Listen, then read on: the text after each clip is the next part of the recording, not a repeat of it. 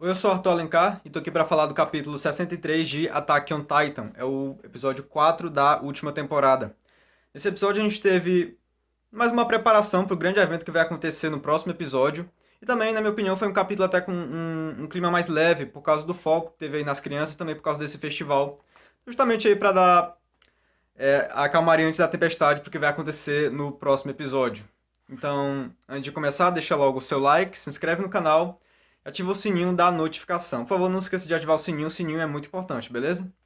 Então, dito isso, vamos para a análise. A cena inicial, antes da abertura, é essa cena do Falco ajudando o Eren, quem sabe que é o Eren, né? Com essa identidade de Kruger. Kruger, vocês lembram quem é, né?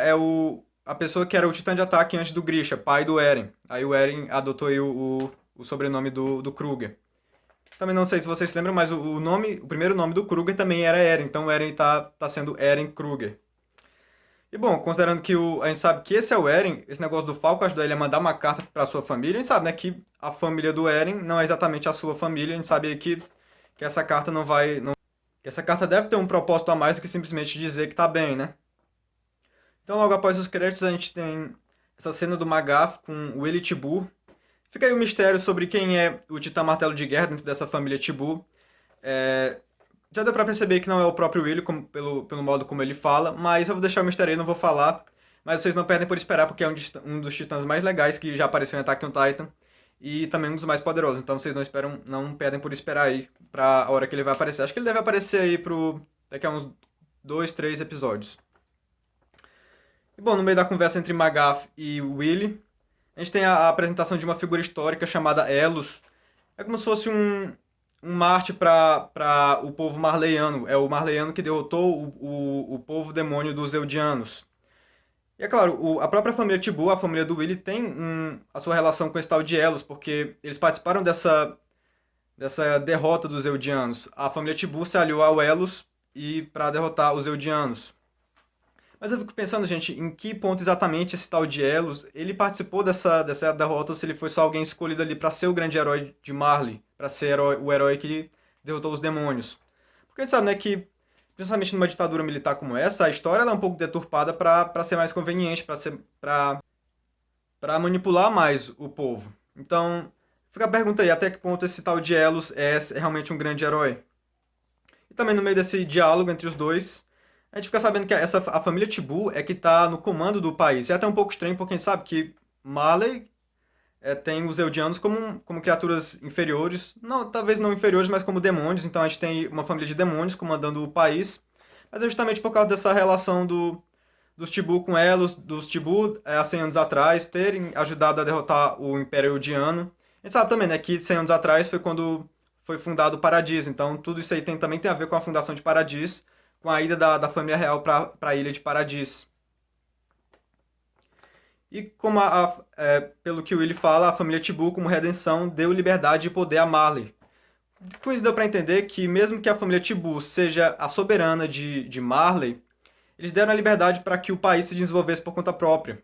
É por isso que acabou se criando uma ditadura militar. Então, apesar de a família Tibu ser oficialmente a soberana do país de Marley, quem comanda de verdade são os militares. Eles têm uma ditadura militar, então o Willy não pode simplesmente ir chegando e fazer o que ele quiser. Como ele próprio diz aí, a família Tibu deu liberdade a Marley e agora Marley não vai simplesmente abrir mão dessa liberdade, né? Então acho que o Willy ele é mais como um líder simbólico de Marley. Como, por exemplo, a família real da Inglaterra. Eles não governam de verdade, não sei se vocês sabem disso, mas a família real inglesa, eles não governam o país. Eles são mais como líderes simbólicos e quem governa de verdade são os ministros. Então acho que é a mesma coisa aí. O Willy é mais um líder simbólico e quem governa de verdade são os militares, no caso, o Marechal, que a partir de agora é o Magaf, mas isso acontece em uma outra cena posterior a essa aí. Logo depois disso a gente tem aquela cena da Pique de 4, que eu fico muito feliz de poder ver essa cena, porque quem acompanha o mangá achava que essa cena não ia mais ser adaptada, porque no mangá ela acontece em um momento diferente, ela acontece naquela reunião dos guerreiros lá no quarto do Zek. Então a gente achava que essa cena não ia mais ser adaptada. Mas eu fiquei feliz que eles escolheram justamente esse momento aí, esse episódio para adaptar essa cena, porque é um episódio mais leve, né? Foi um episódio mais leve, na minha opinião. Então esse momento engraçado aí veio bem a calhar. E eu fico feliz que eles não deixaram de fora, porque Attack on Titan já tem poucos momentos engraçados, né? Já tem pouco momento leve. Então, se eles tirassem mais esse momento aí, que já é raro, então ia ficar um momento, ia ficar muito, digamos, uma coisa muito séria. Então a gente vai para uma reunião de guerra em que o Rainer explica para acho que para a elite dos militares de Marley, a geografia de Paradis e quais são as melhores opções de ataque. E resumidamente o que ele diz é que não dá para atacar pelo norte porque ela não tem um pier grande o bastante para atracar navios grandes. E não dá para atacar pelo sul porque eles estariam esperando esse tipo de ataque. Tanto é que eles já perderam muitos navios para Paradis nesses 4 anos. Então, o que o Rainer diz acaba não ajudando bastante, serviu só para o oficialzão lá menosprezar eles. Logo depois disso a gente tem os guerreiros observando, os candidatos a guerreiros treinando. Essa cena aí do Falco vencendo a Gabi na corrida. Nessa cena eu pude perceber que, ok, o Rainer ficou feliz porque o Falco superou a Gabi, que é uma coisa que a gente já sabia, né? Que a gente sabe que o Rainer quer que o Falco se torne o Titã blindado para sua prima não ter que sofrer esse destino não tão bom quanto as pessoas acham que é.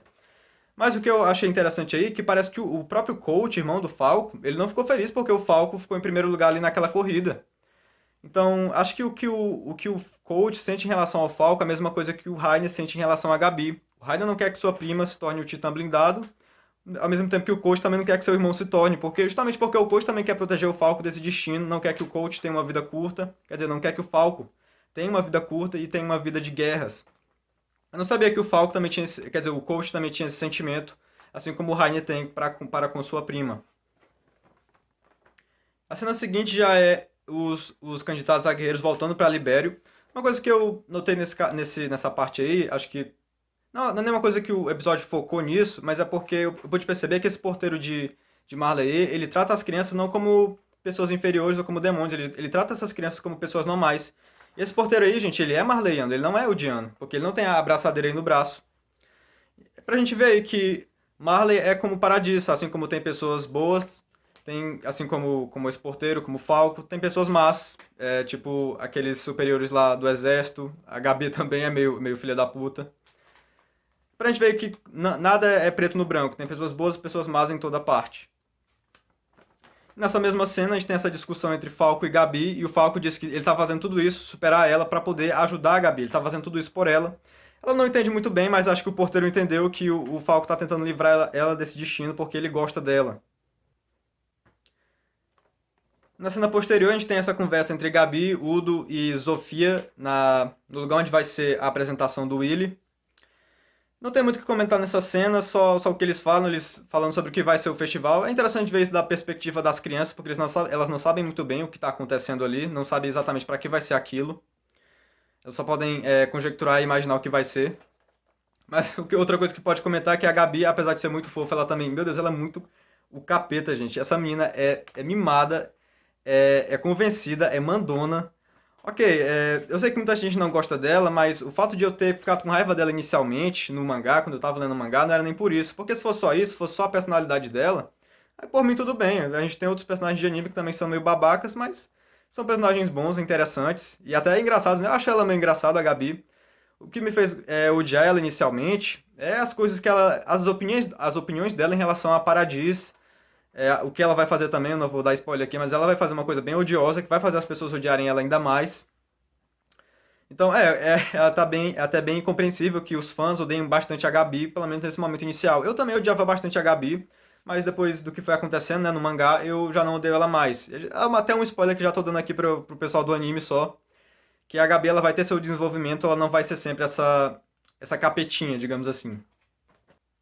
Nessa mesma cena, nessa conversa entre Magaf e Willy, o Willy nomeia o Magaf como Marechal de Marley. Não sei se vocês sabem, mas Marechal é a patente mais alta que tem no exército. É acima de general até, é a mais alta que tem. Então, eu até achei até meio estranho, gente, que o Magaf ele foi nomeado para o mais alto posto do exército, assim, os dois sentados ali do lado de fora do quartel, com um caderninho.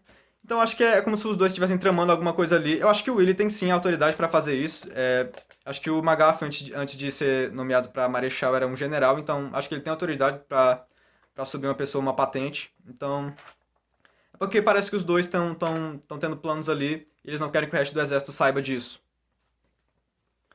E no hospital a gente tem uma cena do Eren conversando com seu avô. Eu tenho certeza que o Eren sabe que aquele é o avô dele, porque ele tem as memórias do Grisha, seu pai. mas eu tenho certeza que o avô não sabe que aquele é o seu neto. E o que ele pede, o que o avô pede, eu não sei qual é o nome do avô, nem sei se já foi revelado, então eu vou chamar só ele só de avô.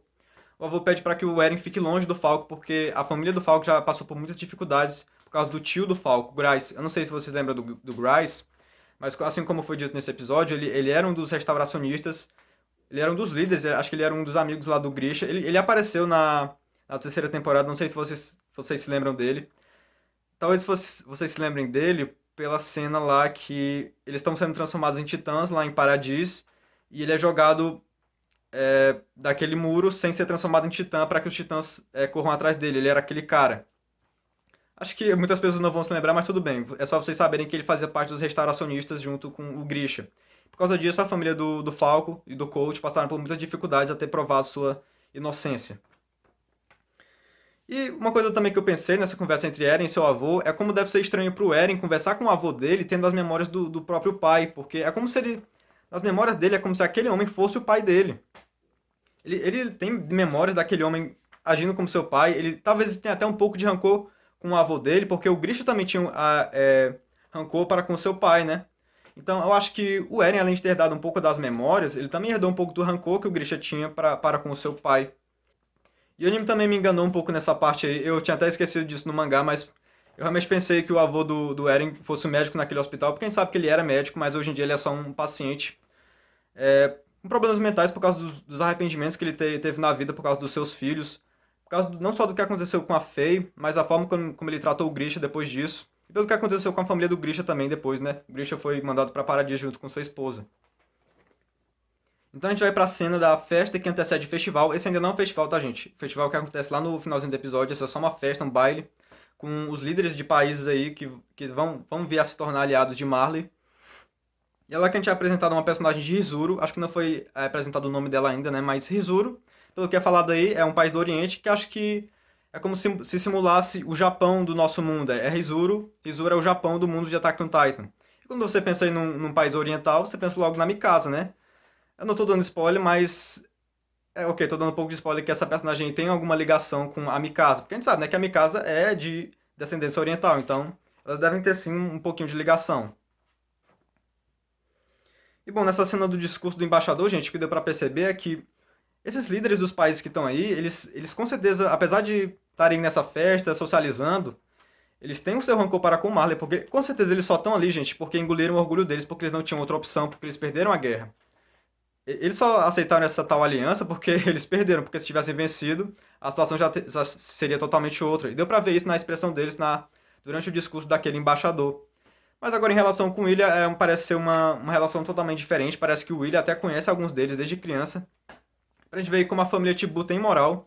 Apesar de serem personagens que só apareceram agora, eles têm uma moral ali no meio de Marley. É porque como são personagens que foram recentemente introduzidos, acho que foi nesse episódio mesmo, a gente pensa que talvez eles não sejam grande coisa, mas parece que eles são sim grande coisa. Então a gente tem a cena do festival, não tem muito o que comentar, mas foi uma cena bem leve e divertida. Na minha opinião, foi tipo a calmaria antes da tempestade, porque a gente sabe que. A gente já conhece Attack on Titan, né? A gente sabe que não vai ficar assim lindinho e perfeito pra sempre. Merdas vão acontecer e vão acontecer logo, já esperem isso no próximo episódio. A Gabi até disse que sente que as coisas estão prestes a mudar. Acho que ela dizia isso assim com boas expectativas, mas sinto muito, Gabi, mas as coisas só vão piorar, só vão mudar pra pior. Então a gente vai pra cena pós-créditos. Eu tenho que admitir que eu tenho um pouquinho de preconceito com cena pós-créditos, porque nem todo mundo sabe que tem uma cena pós-crédito depois do crédito. Então quando começa os créditos, tem gente que sai do episódio.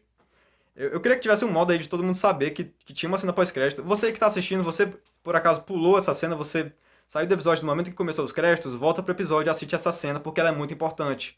Eu tenho preconceito porque parece que tem. Eu acho que tem gente que acaba perdendo uma cena tão importante porque não sabe que tem, né? Então qual é a dificuldade de deixar a porra da cena antes dos créditos? Mas enfim, todo mundo viu o que aconteceu nessa cena, né? Finalmente foi revelado que aquele mendigo é o Eren, mas acho que todo mundo já tinha percebido. No mangá deu pra fazer um mistério maior porque não tinha a questão da voz, né? Mas no anime não tem isso. No anime foi revelado que era o Eren desde o momento que ele abriu a boca e começou a falar pela questão da voz. No mangá mesmo, eu só descobri que aquele mendigo era o Eren quando o Rainer disse Eren. Então, em relação ao anime, não deu pra manter esse mistério aí. Aí fica a expectativa pra o que vai ser dito nessa conversa, né, gente? Porque até agora, né, o que a gente tinha visto do Eren nessa última temporada, era o Eren fingindo ser outra pessoa. E agora o que, que vai ser dito pelo Eren agora que ele tá ali com alguém que ele conhece? O que, que o Reiner vai dizer pro Eren que o Eren vai dizer pro Reiner? O Eren tem rancor em relação ao Reiner? O Reiner vai pedir desculpas, ele se sente culpado? A gente sabe que o Reiner se sente culpado, né? O cara tava pensando em se matar, mas ele vai pedir desculpas pro Eren? Bom, não vou dar nenhum spoiler, então vamos esperar pelo próximo capítulo. Mas fiquem com bastante expectativa para essa conversa e para o que vai acontecer a partir de agora. Porque é a partir de agora que a ação vai começar de verdade em Attack on Titan. Então é isso, você achou que faltou alguma coisa para comentar aqui? Que eu não gostou de alguma opinião minha? Deixa aí nos comentários e não esquece de deixar o like, se inscrever no canal e ativar o sininho da notificação. Se puder também, compartilhe esse vídeo com seus amigos que também assistem Attack on Titan. Isso vai ajudar bastante e eu ia ficar bastante grato, beleza? Então tchau, um beijo, até a próxima.